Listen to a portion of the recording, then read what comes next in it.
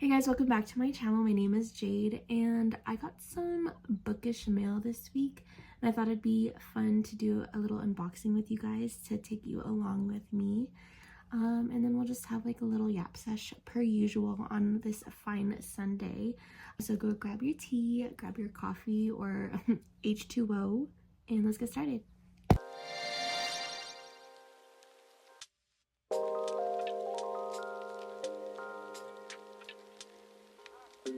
Also, I'm trying to be better and drink tea.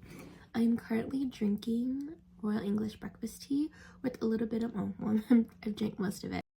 Royal English breakfast tea with a little bit of milk and a scoop of sugar. A little disclaimer, I am not a crazy shopaholic person per se. But I did order these things like a month or so ago and they're starting to roll in now. I did get these items from Dark and Disturbed. They're another online website that sell like bookish merch as well. And what I love about that brand is that, again, they are exactly what they stand for, Dark and Disturbed. They have items that are on the taboo side and like dark romance and things like that. And I love it so much just because the brand itself makes the readers that read like the taboo or dark and twisted things feel seen, and I just appreciate it so much because of the love and detail that goes into their products. But I did get a few goodies from them, and also if you want to go ahead and check out their website as well, I do have a discount code that you can use with them. It's Jade10. I'll put it on the screen here. That way when you go to checkout you can save a little shmoney, and everything is packaged real nicely. One of the books that I did get is Sweet Cruelty by Zoe Blake. This is the back of it. It says she was mine and I was keeping her, and I'm having a hard time reading it backwards and without my glasses, so but I don't know where my glasses are, so we're just gonna have to figure it out together. But this is really nice, and this is the inside. I tend to like going into books blindly, just, you know, for funsies. And then the other book that I got from Dark and Disturbed is Dirty Ties by Pam Goodwin. So sorry. But again, these books feel really nice to the touch because it's like that soft touch material. Again, hardcover. Everything was packaged really nicely. And this is, again, it still has that same page in the front that says Dark and Disturbed. It's really nice to flip it open for the first time. It's so satisfying. But I will say I've done that a few times where I like flip through the book and then I accidentally see a spoiler, or I accidentally see something in the back of the page and I see like keywords. I'm like, damn. Super cute. Again, if you want to go ahead and check out their website for their merch, their overstock section for some of their books as well, or even just get on the wait list for their bookish box, definitely check them out. They're a great brand as well. And the next unboxing is actually going to be a gift that I received from my friend Diana. She stopped by the house the other day and was like, here's your birthday / Christmas present. She was like, you should do an unboxing for this, it'd be great. And I was like, you're right. I'm gonna open this without slicing my hand, possibly. I'm kind of scared to see what's in here. She's a little heavy. I will scream. This is all I saw when I opened the box. Oh my gosh, stop. I literally wanted to buy this for myself, but I was like, I need to be good. I need to be good. I'm gonna cry. I actually wanted to finish this series, but I put a pause on it because I've had a lot of ARC books that I needed to complete. And then also I started my reread of Fourth Wing. Honestly, this one is really good too. I still have to post my review about it. I have seen these online and they're freaking gorgeous. How does one simply open a box without breaking it? Oh my gosh. I don't want to ruin it. Stop. Okay, hold on. I think I can do it. Pull the lever, crunk. Okay, we're figuring things out. We got this. It comes with this little paper pack thing. The book is just like shining on me right now, and it is so pretty. The colors are everything right now. Okay, and also I'm so sorry, I probably still sound congested. I'm still a little sick, but it comes with this little paper pamphlet thing. Oh my gosh, wait, it's not a paper pamphlet, it comes with artwork. Pretty. I'm assuming this is Julian. That's so nice. Donatella. Who are they? Who are they? I haven't finished the series, so I don't know. Oh, no. You know what? We'll find out, and it'll be a good time. But this is really pretty. I honestly need to figure out where to put all my artwork. Like, for those of you that collect artwork from your books or just like things like that, like where do you keep it? Do you keep it in a binder? Do you put it on your walls, like on a frame or something? Or like, what do you guys do? I've seen different things. Like I've seen some friends like actually have like a whole like wall dedicated to like their artwork, and I would love to do that, but kids. But okay, this is the first one. Oh my gosh, Diana, I'm gonna cry. I don't deserve this. Lilac purple is like one of my favorite colors, and in my previous video I was just saying there's something about the blue and the purple hues that have been just like calling to me, because I also got an Awala, and that one was like a sea salt blue. I'm just obsessed with it lately, but this is absolutely stunning. The edges, is it? Oh my gosh. Okay. Wow. This is pretty. This is Caraval. And then this is Legendary. This is the next book I need to hop into. You know what? I am going to make it a point to read this series next.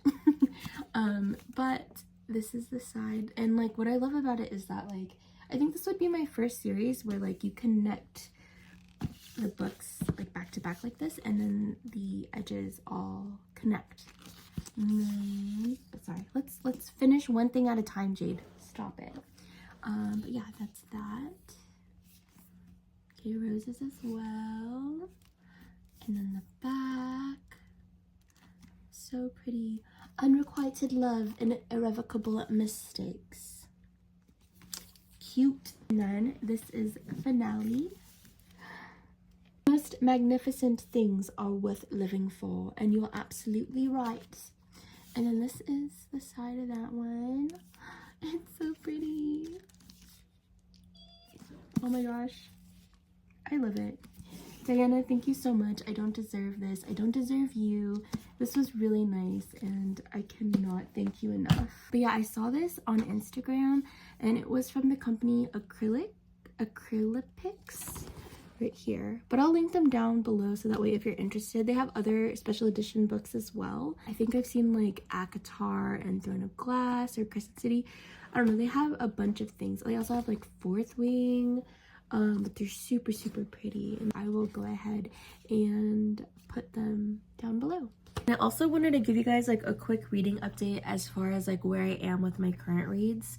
I am still reading my arcs, and it's not to say that I'm not enjoying them. I am just taking my time, but also trying to get them read in a timely manner. I just don't want this to feel like it's homework, and so that's why I am taking my time a little bit and, you know, just enjoying the ride, because that's why we read.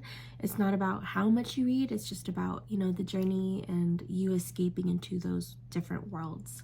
So I am just trying to take my time, enjoy them, but I also really want to get started on Onyx Storm, but I am also avoiding it like the plague. I can't bring myself to start the book. I literally opened it on my Kindle and I like swiped, and I was like, you know what, I think the dedication was good enough. I think I will be okay to wait just a little longer, and I'm really scared that I am gonna see spoilers. The thing is, like, I would read it, but we don't have like a date for the new book, and so I know when I finished Iron Flame, I was literally ruined, and I just don't want that book hangover again.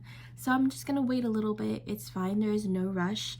Same thing with Touch of Chaos by Scarlett St. Clair. She's one of my favorite authors, and I had the pleasure of meeting her for her release of Touch of Chaos almost a year later, and I still cannot pick it up because I have issues with saying goodbye, and I don't want to say goodbye to their story. So that is my goal this year, though. I do need to read those books, or at least I need to read Touch of Chaos and Onyx Storm. Probably Onyx Storm within like the next month or so. We will see. It just depends on my mood. I'm currently reading right now are actually the 2 books that I featured in my previous video. The first book is Holding the Reins by Paisley Hope, and again, I just fell in love with the cover. I had the hardest time trying to find it, so shout out to Alea. She helped me find this book. Honestly, I wanted to share this one mainly because the bookmark that my friend gifted me, her name is Maybe Some Goodreads on Instagram, you should check her out, but she used to have like a bookmark shop. I have to say that really slow because I messed that up like 10 times. It was really hard to say for some reason. Let's slow it down a bit. Bookmark shop. When I purchased a few, I remember telling her I was obsessed with like her cowboy one, and she ended up just gifting it to me, and I thought it was like the sweetest. Let me see how I can show this. I figured it out. Let's see. Okay. Like that? Is that the best way? But yeah, it's super cute. It says Yeehaw, and I was obsessed with the colors. She used the pink, the baby blue, and then like beige and white, and then she also put little beads on it, and it's a little stretchy. And I just thought it was the sweetest thing because this is when we were first like becoming friends, and she was like, I remember that you mentioned that you thought this was super cute, so I wanted to gift it to you. So thank you so much. That memory stays with me, and I appreciate you so much. But I also thought that it matched so well with the cover, and I was like, look at the boots, so cute. So I am, well, now it's not in there, but I am currently using this one as my little bookmark for this book, and I'm super excited to learn more about Cece and why she went back home. I wanted to show you guys like another bookmark that she made that I purchased from her, but like, come on. This is definitely the one that I'm going to be using when I start reading Onyx Storm, but in my fantasy era. Well, like, when am I ever out of my fantasy era, honestly? Also, a major ACOTAR girly. Like, I don't know if that makes me basic, but she also made this one, and it says Meet Me in Valaris. Oh, no, I'm sorry. Yeah, Meet Me in Valaris, the City of Starlight. This is just too freaking cute, and it has little stars on the beads. We love a detailed queen. She's so cute. The other book that I wanted to talk to you guys about is another book that I did mention in my previous video, and it is Waterman by Samantha SUPERBOWL. I am about 15 chapters deep in the book, and so far so good. I felt a little lost at first, I'm not gonna lie, just because it is in third person, and usually that doesn't bother me, but it just kept switching who we were talking about exactly, and I was just like, who dis? It kept switching who we were talking about exactly, and it kind of jumps from the present to the past, like, and it helps us understand why the pawn shop is what it is. Like I said, to the majority of people it comes off as a regular schmegular ramen restaurant, but to those that are seeking help, or to those that are in need or have a lost soul, it is a pawn shop, and they don't realize what it is until, you know, the pawn shop owner describes to them what it is and why they think they're there, at least. And so yeah, it's been really interesting to kind of like hop between like present to past, person to person. It was a little confusing. I don't know if I liked that element at first, but I'm getting used to it. I am reading it part physical book and part audio, which, you know, I wanted to mention for those of you that have Spotify Premium, if you are interested in reading this book, it is free on Spotify, again, if you have Spotify Premium, so I do recommend it. Again, it is a fantasy book with elements of mystery, but again, this book is about a woman named Hannah, and she is inheriting the pawn shop because her dad is retiring, but on the very first day of her being the owner of the pawn shop, I keep wanting to say pet shop, I'm sorry, but it is her first day on the job as being the new owner of the pawn shop. but she has like this really eerie feeling that something is wrong, and she goes downstairs and she goes and finds that not only is her dad missing, who is usually like the first person up in the house, but he goes missing and the pawn shop is completely ruined, and she finds that items in the store are missing, which are super important, you know, in her world. And so like any clues as to where her dad might have gone or what had happened, enters a man named Keishin, and he's also looking for the ramen restaurant, but instead finds the pawn shop. And it is described in the book that a lot of people are drawn to this place because of how busy it looks on the outside, because of, you know, it is a ramen shop, but when they open the door it actually turns into the pawn shop. People are a little like thrown off, like I came here for foods, but it's like no, it senses the souls that are in need. You are drawn to this ramen spot not because of the food and the desire that you have for it, but the desire of the soul and what it craves. So I thought that was really beautifully said. In one of the chapters it switches to Keishin's perspective, or third person, whatever. I'm not too savvy on like the verbiage here. He's coming into town, I believe it was for like a work thing, and he was really hungry, he hadn't eaten, and he was like, you know what, I'll go to the ramen spot that my coworker suggested. And he was trying to figure out which ramen spot it was, and he comes across Hana's store.